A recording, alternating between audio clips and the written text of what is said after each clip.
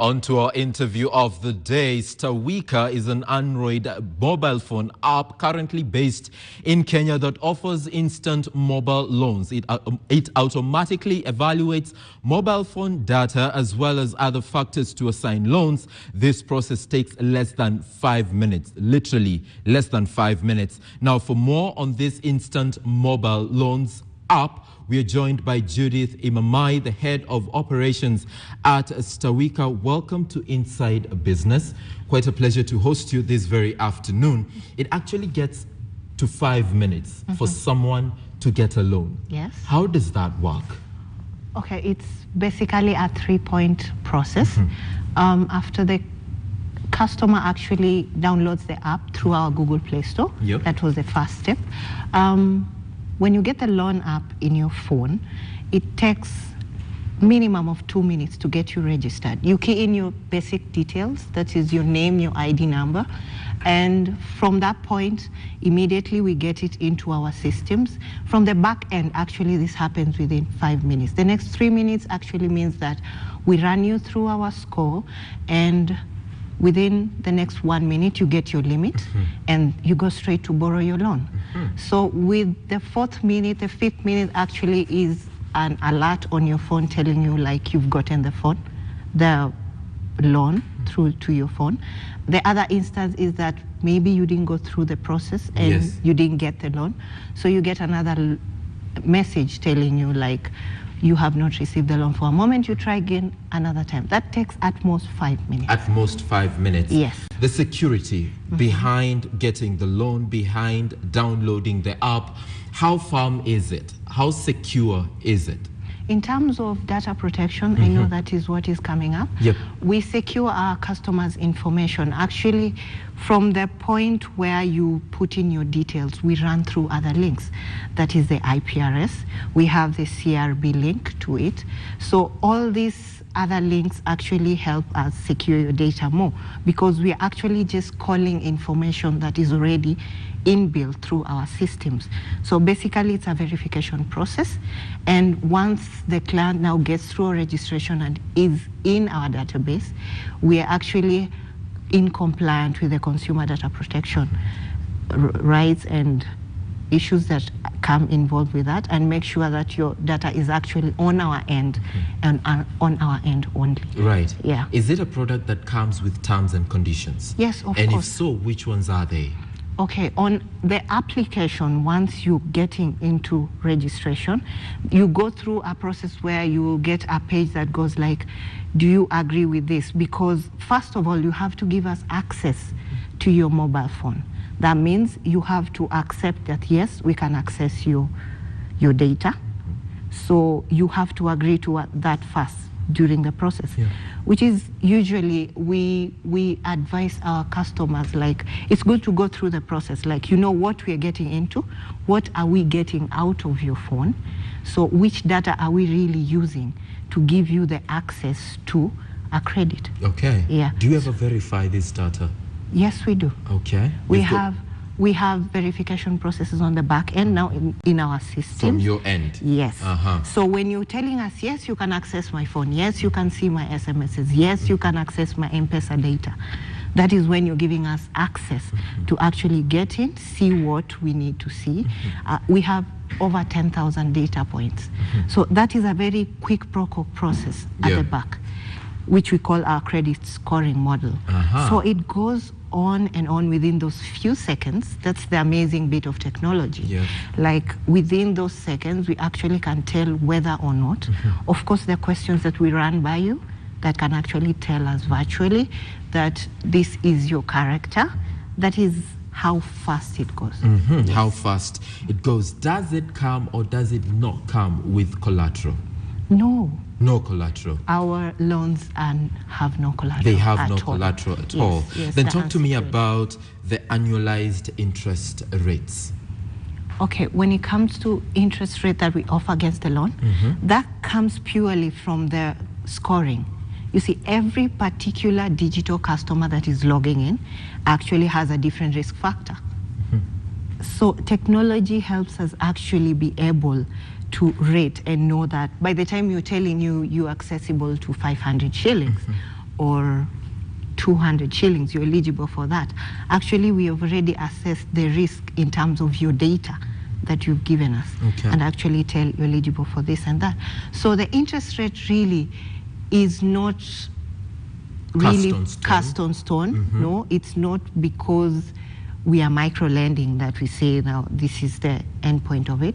Most of the time it's actually the risk appetite that we have to the industry and actually what the consumer presents to us. The consumer presents to you. Yes. Now, it is estimated that more than 500 unregulated micro-lenders are in the credit market.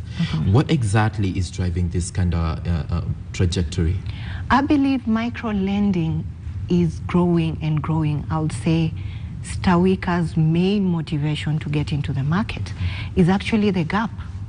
Actually, this is a call from the consumer to us, not the other way around. I know there's been information going around about micro-lenders actually preying on customers and other financial institutions feeling like we are taking advantage of the consumer. But look at this. This is a mama mboga stuck in a place. First thing early in the morning, she needs to get her stock. There's no bank that actually opens at 6 a.m. So what do? We are bridging a gap of convenience and accessibility of finance in terms of credit. So we are giving that need to the market. So as much as regulation is coming in and all, we embrace it. But one thing as micro-lenders we want to push is that let that inclusion be there. Let us be accessible to the people who need us at any time. That's the beauty of technology, actually. We are coming to include people that felt like they could not be included in financial institutions. Against a backdrop of no collateral and data protection from your end, what happens in the event that someone is not able to repay their loans? Okay, the credit collection process, like I would say, now recovering that debt from that person, has basic steps, because there's a part where you collect data from this person. That is the first time they engage with you. But as we continue to engage with these people, we actually collect more data about them. So we know them with time, technologically. And with Stawika, it's even more personalized because we call our customers, we reach out to them. So as they grow, you can actually get to a point where you know through analytics that this person has borrowed to this limit and is not able to afford this. So there's a way we actually can control the level of debt that is going out there to particular individuals. Recovery of the same? Recovery of the same is through the usual process. Digitally, there are various ways to recover a debt. That is the basic SMS communication, 1, the phone calls, 2. Then, since we are actually in tune with the CRB connection and IPRS and everything, so as usual, the maturity of the debt gets to the point where you have to list people on CRB. We share this information. It's not like something we keep within us. No, it's not a closed ball. And actually talking about the nature of information that you get from the customers, how holistic, you said you verify, isn't it? But then again, how much are you able to get? To what extent? Are you accessing my bank account? Are you accessing my M-Pesa account, for example? How much MMI are you able to go out for? Okay, I'll be very honest with you. The much we can access is what you allow us on the app. Exactly. It always tells you. Isn't that a risk? Actually. To you? To me? Yes. I only access what you give me. I allow you to. Yeah. So I don't go beyond that. Okay. If you give me allow to my SMS, it checks yes. It's usually very specific. Allow to my phone calls, it goes yes. Because those are our data points. We can't go beyond what you don't give us to access. But at the end of the day, it will affect the quality of relationship you and the consumer have at the end of the day. There are concerns, though, by regulators over the rate at which borrowers access the money and spend it, as well as over borrowing. And possibly this is why the new tax measures on mobile phone money transfers are being introduced. Are you foreseeing that as a risk or as an opportunity? And what's your response to it?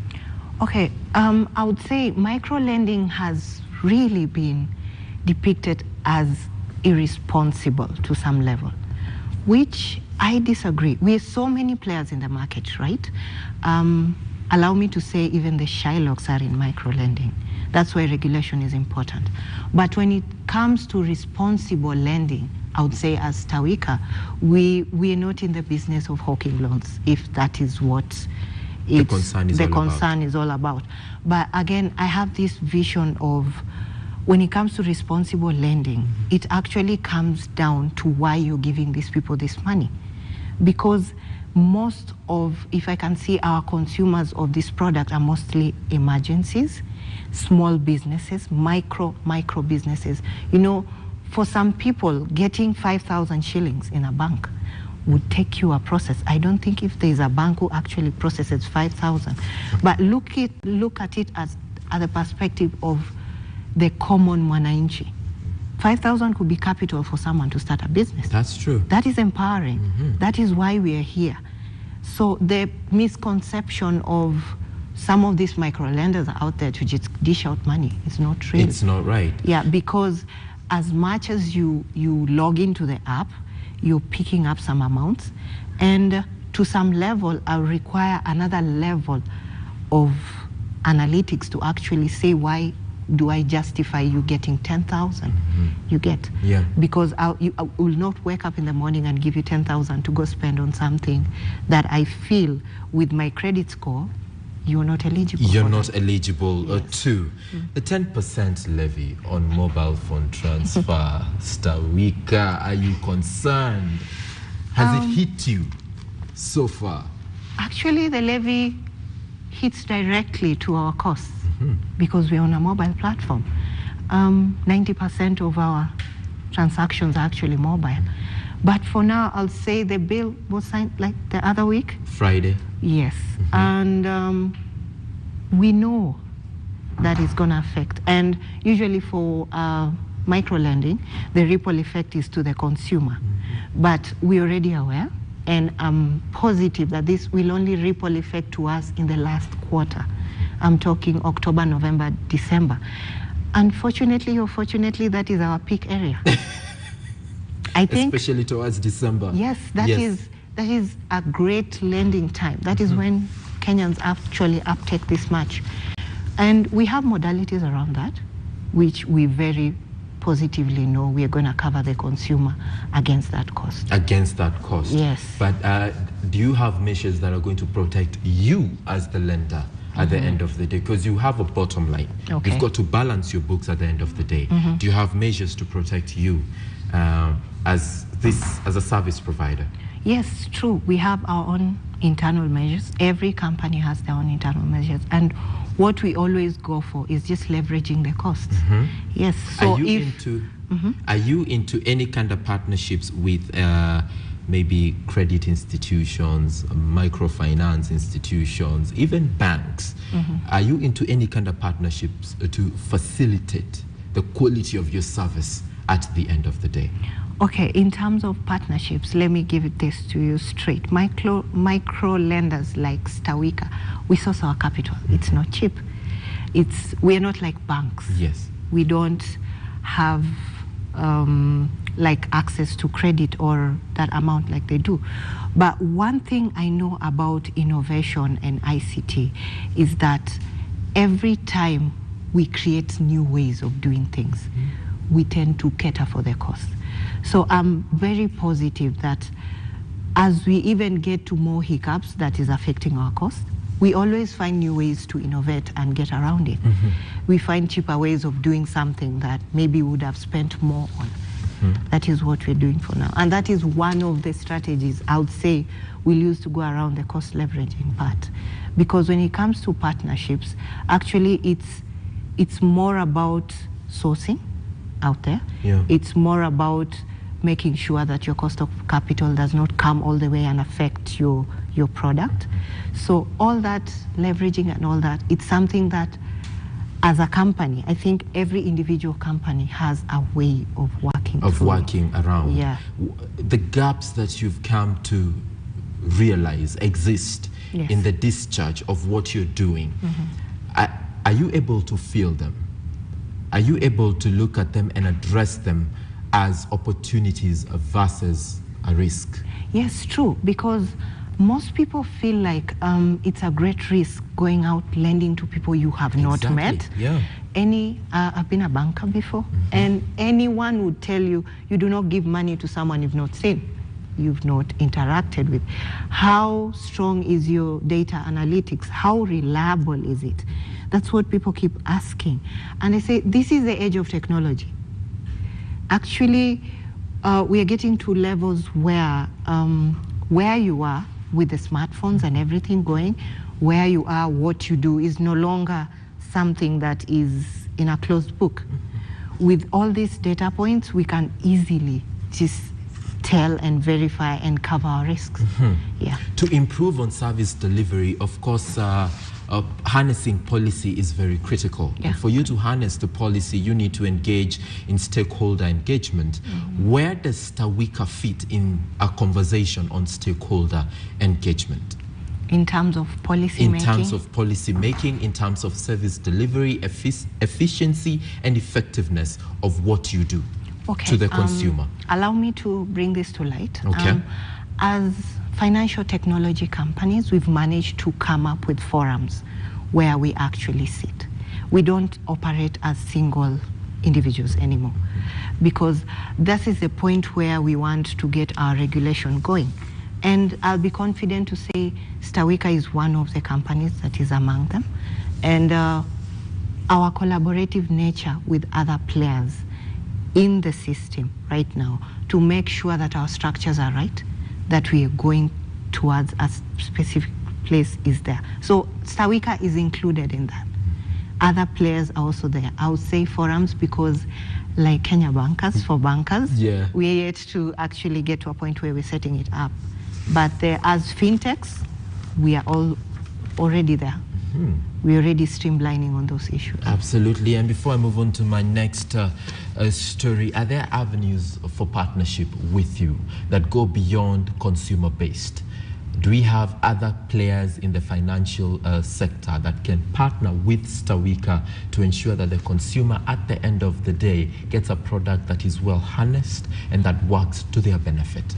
Okay, given that we actually literally build credit scores for people, because these are people who get in at a lower level and go all the way up, we're actually graduating people to become lendable. And this, I would appeal to banks, like, we are the people to look up to. Like, we're growing these people for you. These are people that you feel that are not lendable, but they are with time. So those are we're looking up to being the partners, actually. Okay. Yeah, we're looking towards the real estate and all that, because now these people, when they grow and they're able to be lent to, they can be given houses to. These are people who can now get into other greater business. There are people you can give millions to. Absolutely. Because they've become responsible with time. We've grown with them from a very low level, and we know them now. So your appeal to banks and financial institutions is that you're the present continuous and the future continuous tenses all in one, and they need to consider you as they make their strategy forward.